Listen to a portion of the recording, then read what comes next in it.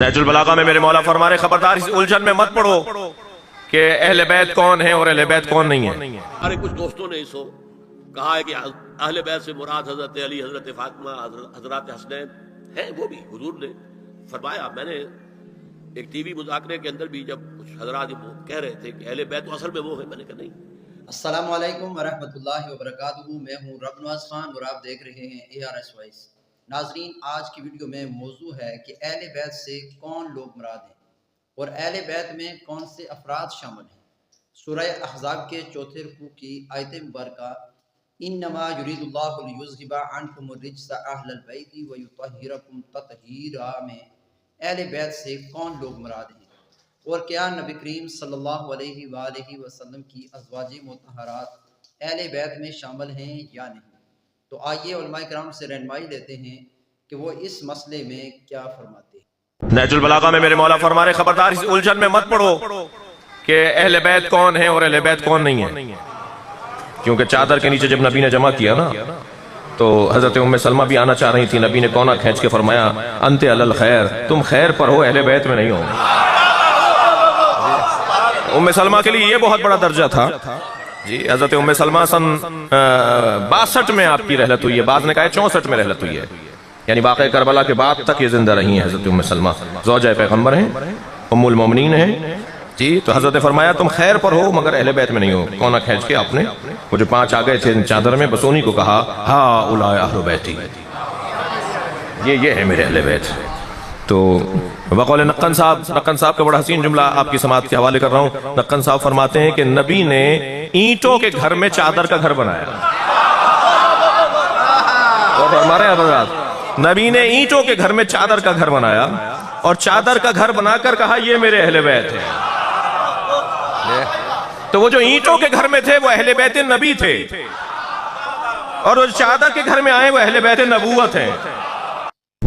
सबसे बड़ी अरबी ज़बान में अहनाफ की लिखी जाने वाली कुरान करीम की तफसीर रूहुल मानी फी तफसीर आयातिल कुरान व सबइल मसानी, इसकी जिल्द नंबर 22 उठाइए। मुफ्ती बगदाद इमाम महमूद आलूसी लिखते हैं सैयदा उम्मे सलमा रजी अल्लाह अन्हा उम्मुल मुमिनीन है, पैगंबर का हरम है, पैगंबर की इज्जत है, पैगंबर की बीवी है, आपकी और हमारी इस्लामी अम्मा जान है। फरमाती है ये आयत उस वक्त उतरी जब अल्लाह के रसूल मेरे घर बैत उम्मे सलमा में मौजूद थे। हुज़ूर पाक इस्लाम ने दा अलीजन व फातिमा वल हसन वल हुसैन, हुज़ूर पाक ने फरमाया मेरी बेटी हजरत फातिमा को बुलाएं क्योंकि बाकी 3 बेटियां उस वक्त फौत हो चुकी थी। मेरे दामाद अलीजुल मुर्तजा को बुलाएं, मेरे नवासों को बुलाएं। फरमाते हैं हुज़ूर पाक इस्लाम का ये हुक्म आया, सहाबा गए, हजरत अली हाजिर हुए, हजरत फातिमा आई, हजरत हसनैन आए रज़ी अल्लाह अन्हुम फजल्ललहुम बिकिसाई। हुज़ूर पाक ने अपनी कमली अपनी कंधों से उतार के इनके ऊपर रख दी और हाथ उठाए अल्लाहुम्मा हाउलाई आलू बैती फतुत्ताहिरुहुम तत्हीरा। मेरे मौला ये भी मेरी आले बैत है, इनको भी पाक करके वही रुतबा दे दे जो आपने रुतबा बाकियों को दिया है। हजरत उम्मे सलमा कहती है मेरे दिल में आया पैगंबर की दुआ में मैं भी शामिल हो जाऊं। फवसबा अर्रिदा, मैंने चादर को एक कोने से खींचा ताकि मैं उसके नीचे आऊं। अल्लाह के रसूल सल्लल्लाहु अलैहि वसल्लम ने चादर ली और मुझे फरमाया अंती अला मकानिक अंती अला खैर। ए उम्मे सलमा तू तो अपनी जगह बेहतर है, तू तो आले बैत बन चुकी, अब दुआ करके इन्हें भी बनाने दे।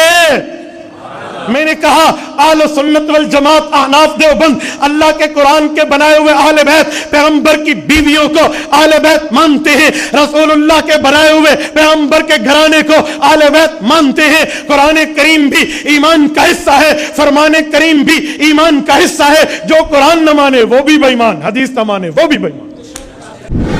हमारे कुछ दोस्तों ने इसको कहा है कि अहले बैत से मुराद हजरत अली, हजरत फातिमा, हजरत हसनैन है। वो भी हुजूर ने फरमाया। मैंने एक टीवी मुज़ाकरे के अंदर भी जब कुछ हजरात कह रहे थे कि अहले बैत तो असल में वो है, मैंने कहा नहीं, असल में बीवियां हैं लेकिन वो भी अहले बैत है। हुजूर ने एक चादर में जब समेटा सबको तो ये भी अल्लाहुम्मा हाउला अहले बैत, ये भी मेरे अहले बैत हैं। सलमान मिन्ना अहलुल बैत, सलमान भी हमारे अहले बैत में से जो जितना करीब हुआ। लेकिन कुरान में ये लफ्ज आता है सिर्फ बीवियों के लिए, अज़वाज के लिए। हजरत इब्राहिम के पास जब फरिश्ते आए थे हजरत इसहाक की विलादत की खबर देने के लिए تو جب حضرت سارہ نے سنا تو وہ آئیں اپنے 72 مارتی ہوئی اپنے پیشانی پر، آلد وانا عجوز وہذا بالی شیخا، کیا میں جنوں گی اب جبکہ میں بڑھی پھوس ہو گئی ہوں اور میرا یہ شوہر جو ہے یہ بھی بڑھا پھوس ہے؟ 100 برس کی عمر تھی حضرت ابراہیم علیہ السلام کی، اور کتنی ہوگی اس کے آس پاس ہی ہوگی، 90-95 حضرت سارہ ہوگی۔ اس کو فرشتوں نے کہا تھا کہ کیا آپ اللہ کی رحمت سے مایوس ہو گئی؟ السلام علیکم وبرکاتہ اہل البیت، اے نبی کے گھر والی، اے نبی کے گھر والوں، تم پر اللہ کی سلامتی ہو، رحمت ہو۔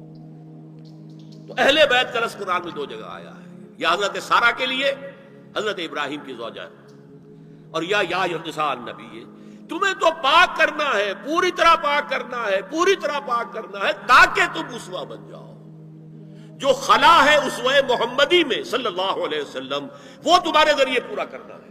اس لیے پہلا خطاب جو ہے، اب یہ دونوں باتوں سے ہو گیا، ایک تو چیریٹی بگنز ایٹ ہوم، جو بھی اصلاح کا عمل ہو گھر سے ہونا چاہیے، اور نمبر 2 یہ کہ ازواج مطہرات کو امت کی تمام خواتین کے لیے ہمیشہ کے لیے اسوہ بنانا ہے۔ جب ان چاروں کو اپنے ساتھ داخل کر چکے تو خود تو بیٹھے ہی تھے، کملی اوڑھے ہوئے، سیاہ رنگ کی کملی، نقش والی کملی اوڑھے خود تو بیٹھے ہی تھے، اپنے ساتھ ان چاروں کو داخل کر کے جب چاروں داخل ہو گئے تو آقا علیہ السلام نے قرآن مجید کی آیت پڑھی، فرمایا انما یرید اللہ لیذھب عنکم الرجس اہل البیت ویطہرکم تطہیرا، اور دوسری حدیث میں ان ساروں کو داخل کر کے فرمایا اللہم ہؤلاء اہل البیت، میری یہ اہل بیت ہے، اور فرمایا کہ اللہ کا ارادہ اے میری اہل بیت یہ ہے کہ ہر قسم کا رجس، ناپاکی، اس سے تمہیں کلیتاً پاک کر دیا جائے، طاہر و مطہر ویطہرکم تطہیرا، اور تمہیں وہ طہارت عطا کر دی جائے کہ طہارت بھی تمہارے پاک ہونے پہ فخر کرے، یطہرکم تطہیرا، کہ تمہیں وہ طہارت پہ طہارت عطا کر دی جائے کہ طہارت کا بھی حق ادا ہو جائے۔ تو آقا علیہ السلام نے ان کے ساتھ، اور پھر دوسری حدیث جو صحابہ کرام کی ایک پوری جماعت روایت کرتی ہے، 1-2 نہیں، جماعت صحابہ کی روایت کرتی ہے، انہوں نے اس روایت میں یہ ان کو داخل کر کے فرمایا اللہم ہؤلاء اہل بیتی، اے باری تعالیٰ یہ میری اہل بیت ہے۔ اس سے کسی کو یہ خیال نہ گزرے کہ ازواج مطہرات اہل بیت نہیں ہیں، نہ، ازواج مطہرات تو اہل بیت اول ہی ہیں، وہ تو گھر والیاں ہیں، ازواج مطہرات تو اہل بیت ہیں، بیوی کو زوجہ کو تو کہتے ہی گھر والی ہیں، وہ اہل بیت ہیں۔ اور قرآن مجید میں جب یہ آیت کریمہ آئی تو بیان اور خطاب بھی ازواج مطہرات کے حوالے سے آ رہا تھا۔ جب یہ آیت کریمہ اتری یا نساء النبی لستن کاحد من النساء، خطاب بھی ازواج مطہرات کو ہو رہا تھا، وہ تو اہل بیت تھیں، چونکہ ان کے بیان میں یہ آیت اتری۔ اب اس آیت میں کسی کو معلوم نہیں تھا کہ اور کون ہے، ان کو ازواج مطہرات کو اللہ نے اہل بیت مصطفیٰ بنایا تھا، اور علی، فاطمہ، حسن، حسین کو مصطفیٰ نے اہل بیت بنایا۔ آیت تطہیر کی روشنی میں اہل بیت کون کون ہے، ذرا یہ واضح کر دیں۔ دیکھیں جی، جو قرآن کا کانٹیکسٹ ہے نا جی، وہ تو اہل بیت کو ہی خطاب کر رہا ہے نا، نبی علیہ السلام کی بیویوں کو، لیکن اس میں اب حیران کن بات یہ ہے کہ وہ سارے کے سارے سیگے آتے ہیں مونس کے، اور بیچ میں یہ ایک مذکر کا سیگا آتا ہے، اور ڈومیننٹ اس اعتبار سے۔ تو شیعہ اس معاملے میں غلوب کرتے ہیں، وہ کہتے ہیں یہ اسپیسیفکلی اس کو کانٹیکسٹ، قرآن کے کانٹیکسٹ کے ساتھ نہ دیکھیں، یہ ایبسولوٹلی دیکھیں، یہ اہل بیت کی شان میں، اس میں اہل بیت سے مراد پنجتن پاک ہے۔ ان کی آدھی بات تو ہم مانتے ہیں کہ وہ بھی مراد ہے، لیکن قرآن کا کانٹیکسٹ بتا رہا ہے نبی علیہ السلام کی بیویاں بھی اہل بیت ہیں۔ شیعہ کے لیے پھکی یہ ہے کہ سیدہ فاطمہ اگر اہل بیت ہیں تو سیدہ ختیجہ کیوں نہیں اہل بیت؟ بخاری مسلم میں حدیث ہے نا، حضرت ختیجہ کی جو شان ہے وہ تو کسی اور نبی علیہ السلام کی بیوی، آپ نے فرمایا اگلے زمانوں میں، بخاری مسلم میں حدیث ہے، اور مولا علی نے روایت کی ہے کہ اگلے زمانوں میں بہترین عورت جہان والوں میں مریم تھی، اور ہمارے زمانے میں ختیجہ ہے۔ تو نبی علیہ السلام نے حضرت ختیجہ کو تو سب سے اوپر اپ لفٹ کر دیا، تو وہ اہل بیت میں اس طرح تو ان کو پنجتن پاک میں تو ذکر نہیں کر رہے ہوتے، لیکن اہل بیت تو ہے۔ باقی جو حدیث قصہ ہے صحیح مسلم میں کہ جو مولا علی کو، مولا حسن کو، حسین کو، سیدنا علی اور سیدہ فاطمہ کو ایک چادر کے نیچے لے کے آپ نے دعا کی انما یرید اللہ لیذھب عنکم الرجس اہل البیت ویطہرکم تطہیرا، تو اس میں تو اہل بیت یعنی یہ 4 ہستیاں بھی ہیں، تو ہم دونوں کو ہی اہل بیت مانتے ہیں. آیت تطہیر میں دونوں ہی شامل ہیں. اہل بیت کے بارے میں وضاحت کر دوں. اہل بیت 3 قسم کے ہیں، وہ سارے ہمارے لیے قابل احترام ہیں. ایک اہل بیت نسب ہیں کہ حضور علیہ السلام جس خاندان سے پیدا ہوئے ہیں. ایک وہ بڑا گرانا ہاشمی، یہ آپ کا بڑا اہل بیت ہے، اسی لیے ان پر زکوٰۃ حرام ہے. جب کہتے ہیں آل محمد پر زکوٰۃ حرام ہے تو شیعہ اور سنی وہ صرف پنجر پاک کو کہتا، وہ سارے ہاشمیوں کو کہتا، کوئی ہاشمی نہیں جیسے ہے. ان صدقۃ لا تحل لمحمد ولا آل محمد، تو کبھی آل محمد علیہ البیت جو ہیں وہ آپ کا نسب ہے، خاندان. کبھی بیت ولادت ہے کہ جو آپ کی بیٹیاں ہیں ان کی اولادیں، دوسروں کی جو اولاد نہیں رہی، سیدہ فاطمہ رضی اللہ عنہا کی اولاد زندہ ہے، بسم اللہ، یہ اہل بیت ولادت ہے، حضور کی اولاد ہے. ایک اہل بیت سکنا کہ جس گھر میں آپ رہتے تھے وہاں جو آپ کی بیویاں رہتی تھیں وہ اہل بیت سکنا رہائشی لحاظ سے. قرآن میں ان کا ذکر ہے، حدیث پاک میں یہ اہل بیت دوسرے دونوں ہیں، ان کا ذکر ہے. ہم سب کو مانتے ہیں، ہمارے سر کے تاج ہیں. مگر قرآن کی آیت پر آپ بس یہ تو ابن جریر آپ نے اٹھائی نا سوائے کو مور کا، اگر ترجمہ ابن کثیر کا اٹھا لیتے تفسیر، وہاں تو 20-30 رہتے ہیں، ایک نہیں 20-30 ہیں، یہ ساری پڑھی ہوئی ہیں. وہاں سب بتایا گیا کہ ان میں سے کوئی صحیح نہیں، کوئی ان کی سندیں درست نہیں ہیں. باقی حضور نے دعا جو کی ہے کہ چادر میں لے لیا، دعا کی کہ اللہ یہ میرے اہل بیت ان کو پاک کر دے، وہ الگ بات ہے، وہ بھی آپ کے گھر کے افراد تھے، وہ صحیح مسلم اور کتاب، ہم ان کی وجہ سے ان کو بھی بالکل اپنا سرتاج مانتے ہیں. وہ علی ہیں، فاطمہ، حسن حسین ہیں، وہ اصحاب الکساء ہے جو چادر میں تھے جو. مگر آپ کی بیویاں قرآن میں جو اہل بیت آیا ان میں انہیں کا ذکر ہے. ہر چیز کو اپنی جگہ پر رکھنی چاہیے نا کہ کیا فکر ہے آگے پیچھے، اس سے بات سمجھ میں آتی ہے. یہ روایتیں اسوائق المور کا اس کو آپ نے اٹھایا ہوا ہے، یہ پڑھے ساری. اسوائق المور کا کیا جھوٹ کا پرندہ، شیعوں کی دشمنی نے لکھی ہے، جھوٹ بھر دیا. اس کا سوال کہ جس طرح اہل بیت کا لفظ استعمال ہوا ہے سورۃ احزاب میں، اوپر تو ذکر سارا امت مومنین کا آ رہا ہے اور اہل بیت کو مقید کر دیا گیا چند افراد پہ. یہ آخر اس کے بارے میں آپ سے پوچھنا تھا. ہاں یہ بھی پوچھیں آپ، یہی غلط بات ہے. اس غلط یعنی اس کو صرف اہل بیت میں 5 ہی افراد ڈال دیے مگر ذکر سارا امت مومنین. اب روکے نا، جب سوال کر دیا تو میں اس کی جڑ تک پہنچ جاتا ہوں کہ سوال کیا. میری عمر گزری ہے، ہر شے کو میں سمجھتا ہوں. نہیں بالکل، یہ جو ہے نا اس کو کہتے ہیں ایک غلط بات پر دوسری غلط بات کی بنیاد رکھنا. وہاں بھی اہل البیت سے صرف حضور کی بیویاں مراد ہیں. قرآن کے ساتھ مذاق نہیں کرنا چاہیے. یا نثار نبی شروع ہوا ہے، 2 رکوع چلے آ رہا ہے، آگے بھی بات ان کی جا رہی ہے کہ بیویوں اپنے گھروں میں ٹھہری رہو. وہاں حضرت علی، فاطمہ، حسن حسین کا کیوں ذکر آ جانا تھا؟ بے ڈنگی بات نہیں کرنی چاہیے. یہ اہل البیت میں ہے تو وہ دوسری حدیثیں اللہ کے رسول علیہ السلام نے فرمایا. یہ جو کہتے ہیں نا کہ آپ نے چادر میں لیا تھا اور حضرت ام سلمہ داخل ہونے لگی تو آپ نے آنے نہیں دیا، یہ نہیں کوئی صحیح مضمون. اللہ کے رسول علیہ السلام نے ان کو چادر میں لیا، وہ قصہ الگ ہے. ان کے لیے بھی دعا کی کہ اللہ ان کو پاک کر دے، ہم ان کو بھی پاک مانتے. آیت جو ہے نا اس کا تعلق میرے بھائی آپ آگے پیچھے سے پڑھے، خود مان رہا ہے کہ ازواج مطہرات کا ذکر ہے. وہاں ان کا قصہ ہم بیان کرنا شروع کر دیں کہ یہ آیت حضرت علی فاطمہ کی طرف چلے گی، لوگ کہیں گے یہ تو پاگل کا کلام ہوا کہ بات کوئی چل رہی چل کسی طرف کو چلا گیا، اور نہ وہاں کوئی اشارہ ہی ہے کہ کہہ دیا گیا ہو کہ اب بیویوں کی بات سٹاپ کر رہی. نہ ظلم نہ قرآن کے ساتھ کرے. وہاں اہل البیت جو ہیں وہ حضور کی بیویاں.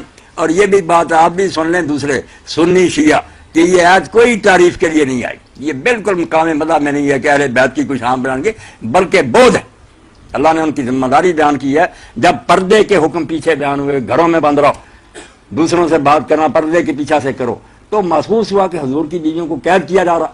وہاں اللہ یہ فلسفہ بیان کرتا ہے جیسے سورۃ مائدہ میں میرے بھائی جب یہ حکم ہوا نا غسل کرو، وضو کرو، تیمم، وہاں بھی یہی لفظ ہے. سارے مسلمان یرید اللہ لیطہرکم، اللہ چاہتا ہے کہ تم کو پاک کرے. جو ان کے لیے نا بیویوں کے لیے یا آپ کے خیال میں اہل بیت کے، وہاں بھی وہی بات ہے. وضو مت کوئی سمجھے نا کہ سردیوں گرمیوں میں تنگ کر مارا وضو پر وضو، تو کہا نہیں اللہ اس طریقے سے تمہیں پاک صاف رکھنا چاہتا ہے. یہاں بھی پردے کے احکام کیا فلسفہ بیان ہوا، کوئی شان نہیں کہ اہل بیت اللہ کے رسول کے گھر والی سمجھنا نا کہ ہمیں بند کر دیا کہ گھروں میں بند رہو پردے سے. وہاں کہا انما یرید اللہ لیذھب عنکم الرجس اہل البیت، اے حضور کی گھر والیو اللہ اس طرح سے چاہتا ہے کہ تم پر کوئی الزام نہ لگے. الزام تم نے حضرت عائشہ پر لگایا تھا لوگوں نے، کہا اسکینڈل نہ بنے. اس لیے یہ کوئی شان نہیں، کوئی مدہ نہیں. سنی بھی کھیلتے پھرتے ہیں بیویوں کی شان، اور شان نہیں. حکم جو بیان ہوا تھا اس کا فلسفہ بیان ہوا کہ یہ پردے کے حکم جو ہے نا ان کی غرض یہ ہے کہ کوئی الزام نہ لگے، کوئی قصہ کہانی نہ جھوٹی پیدا ہے. اللہ تمہیں پاک صاف رکھنا چاہتا ہے جیسے وضو کا. ایت اسی طرح کی وہاں بھی ہے کہ اللہ یہ ارادہ کرتا ہے کہ مسلمانوں تمہیں پاک رکھے. ہم سب کو کوئی معصوم بنا دیا, کوئی پاک بنا دیا؟ نہ بنانے کی بات ہے, وہ بنیں گی بیویاں پاک, ٹھیک ہے, اگر پردے کے احکام کی پابندی نہ کریں, ساتھ ہی آتا ہے کہ تم میں سے جس نے نافرمانی کی اس کو میں دگنا عذاب دوں گا, اور جو تم میں سے نیکی کریں گے ان کو دور. یہ تو ذمہ داری بیان ہو رہی ہے کہ ان حکموں کی پابندی کرو گی, پاک صاف رہو گی, انعام ملے گا. ورنہ من یات منکن بفاحشۃ, اگر پاک ہی کر دینا تھا, نہیں, پاک کر نہیں دینا. اللہ چاہتا ہے کہ تم پاک صاف رہو, جیسے وہ وضو کے احکام کی بات.